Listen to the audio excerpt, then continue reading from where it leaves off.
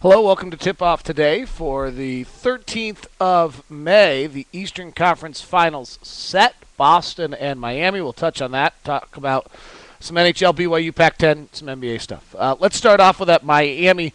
Remember to like us on Facebook at Lockdown Sports. We'd greatly appreciate it if you do that. Let's start with Miami, Chicago. That'll start on Sunday for everyone. That's going to be a great series. Chicago is one of the truly best defensive teams in the NBA, and what Chicago does is they try to keep you to one side of the floor and force you, if you cannot make the pass from the right wing up to the top to the left. They're just going to take that away from you. Indiana did a really nice job of getting into the middle of the floor against Chicago and was able to distribute out of the middle, keeping Chicago balanced. Chicago talks about playing defense on a string. What they're really doing is they're overloading zones, keeping guys on one side of the floor, preventing the ball from moving from one side to the other. And Chicago could give Miami some problems with this by making Miami a one-on-one team, and in turn eliminate possessions to just Wade or just LeBron, or even just Bosch a little bit. Bosch doesn't want to go all the way into the post, so he's going to be interesting because he's going to want to play mid-post, and they'll be able to do some things there where they, by keeping the ball on that side of the floor, have other defenders close in a position to be able to cause slight difficulty for Bosch. So I think that'll be an interesting matchup. Miami offensively, watch where the ball's being initiated from. If they're trying to attack from the wings, I do think they're going to have a problem. I don't think they're so athletic that they'll be able to beat that. Luol Deng's quite a defensive player. Aski, the Turkish rookie, is probably, for Chicago, is as good a second team defensive big, so they're going to cause problems. But the flip side of this is I'm not convinced Chicago's going to be able to score enough. Chicago has not played a great defensive team yet in the playoffs, playing Indiana and Atlanta. That's their luxury. And really what Chicago should have done at this point is they should be more fresh. They should have taken advantage of those matchups, and they haven't done that. So I suspect Miami is going to be able to shut down Chicago. These could be pretty ugly games. If we can get into some late game matchups, LeBron versus Rose, Wade versus Rose, that's going to be some pretty fabulous stuff. And it'll be interesting, again, the one thing I've said this entire time about Miami and their playoff run is how are they going to deal with a loss? That's the question to me, is how do they deal with a loss? They haven't had one yet. And particularly now, this will be in Chicago. They never, with Dwayne Wade being from Chicago, it adds just a little twist to the emotions and how they react. I thought LeBron's reaction after the game was very telling. You can decide whether you want to like him or not. I just thought the complete kind of collapse and emotional breakdown that he had on the floor, somewhat similar to just the defeated emotional breakdown he had last year in the playoff series as well, where he just realized he couldn't beat these guys. And that's, in retrospect, when you listen to his comments, I take it back 12 months later, it was clear LeBron just did not think he could beat these guys and had to go get people around him to do it. And I find that really interesting. People can criticize him for it. I'm not one who's going to. I think it was honest. And straightforward. Thunder Grizzlies tonight. I'm not sure what's going to happen. Thunder, if they win, are at a huge disadvantage because Game 1 is in Dallas on Monday, and they have to turn around right to get that done. Wow, breaking news just came across. Matt Leinart is going to sign with the Seattle Seahawks. Pete Carroll is going to go get Matt Leinart back. It's not going to matter. All right, anyway, a few other things. I thought I thought Tom Holmoe yesterday with the press conference, kind of the year summary, I thought he was very coy. He was very good at communicating the message. I find the BYU fan obsession with getting into a BCS conference, and is this all stepping stone of the BCS conference, a little disturbing to me on how some BYU fans are going to be able to deal with independence.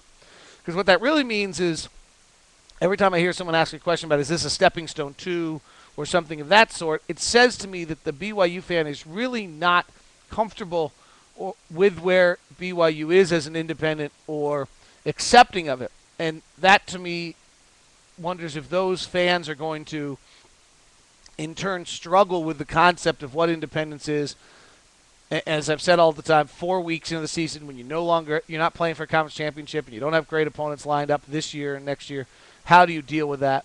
I think the schedule will be worthwhile. I think there'll be a lot of marquee games. There's no question it was the right move. You cannot be where Boise State is right now.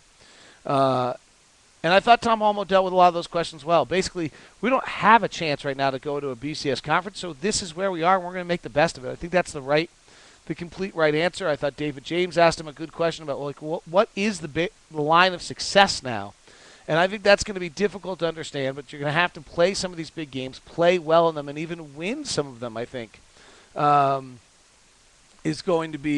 is the angle on that. But that's just a very weird kind of. It's not 9 wins. It's not 10 wins. It's a very difficult number to understand. And I think that's going to be the real challenge for BYU fans. We had an interesting conversation about Jake Heaps the other day on the air, by the way, and I can dig deep into this and get you some more numbers on it. But if you look at Jake Heaps, what he did his first year as a college quarterback, he's right on line with the great quarterbacks. He was above 50% passing, which is fabulous. He was better than 1-to-1 touchdown interception ratio, which is amazing.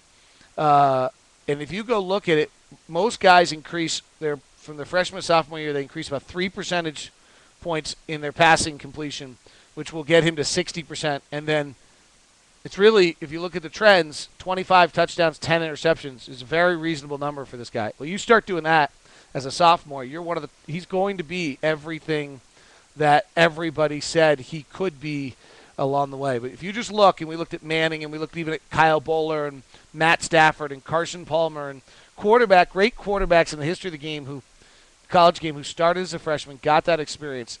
The jump in the second year is an increase of about 3 percentage points in your completion percentage, and your touchdown interception goes from about 1-to-1 to 2 to 3-to-1, and a great increase. One interesting note on that, your yards per completion don't increase. I think what ends up happening is instead of going deep every time, you start dropping off and making the right decisions. Changes who you are. You're a better quarterback because of that. I watched the NHL playoffs last night. This is a longer discussion. I do not know how that league is not more popular. And the only thought is that the players all have helmets on. You can't see them. That game is awesome.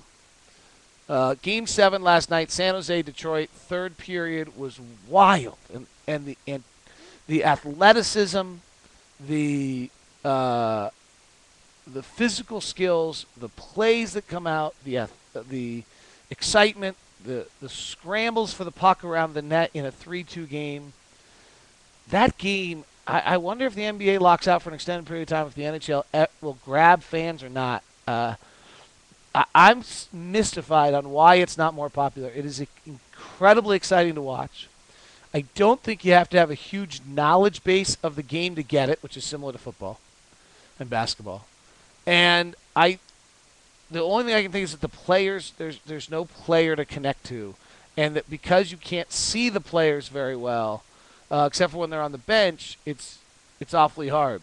But gosh, guys like Joe Thornton, who probably could be playing in the NFL with his size and his body, playing for the San Jose Sharks, it's a beautiful game. I mean, you talk about the beautiful game and the enchanting game and all that crap. That's it. Hockey's it, not some slow, boring, methodical lay on a stretcher game. Hockey's the next game. I just don't know when and if it clicks in and how it clicks in. Final NBA note, interesting. Brian Shaw's been given permission to go interview for the Rockets and the Warriors, which leads you to believe he's not the Lakers coach. Rick Alleman supposedly heavy on the Lakers end of things. And the interesting note on this will be whether teams go ahead and hire coaches prior to the draft or wait to the lockout or save some money that way. I think it's going to be very interesting to watch what all the teams do and then how it impacts the draft approach by these teams as well. News note out of Pac-10. Pac-10's a Nike school. Oregon is Nike. They're not a Nike school. They just are Nike. And USC is severing its ties, it looks like, with Nike. So that Oregon-USC rivalry getting even more intense. And Utah baseball goes to TCU this weekend. They have a 3-game series starting today. TCU's 10th in the country. Utah, in theory, is in the race for the conference championship, as if they could win all 3, they would then have a chance to win their final Mountain West Conference title. But I think this is an interesting weekend to see how Utah does, because these are the quality teams that are going to be playing a lot in the Pac-12 or Pac whatever it is for baseball, and it'll be interesting to see how they handle that. All right, that's your tip-off today. Hope you're doing well. Have a great weekend. It's sure gorgeous out. Bye, YouTube people. See ya.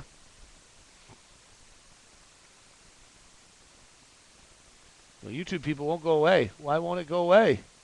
Bye! I can't get it to stop.